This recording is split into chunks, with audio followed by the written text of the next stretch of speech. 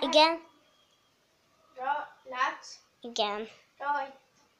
Sziasztok! Én Kata vagyok, és újra itt vagyok egy videóval.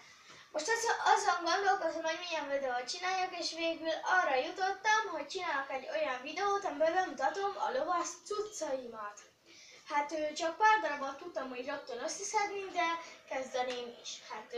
Van egy ilyen, ez a Keresd meg a Lovas Klub titkait, napraforgó kiadós. Be is lapoznák egy pár cuccot.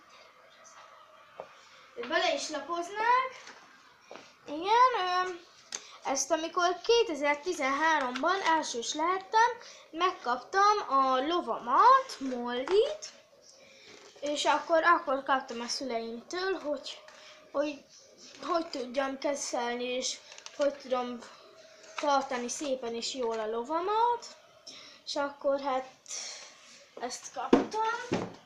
Hát akkor utána, ugye visszatérve a könyvekre,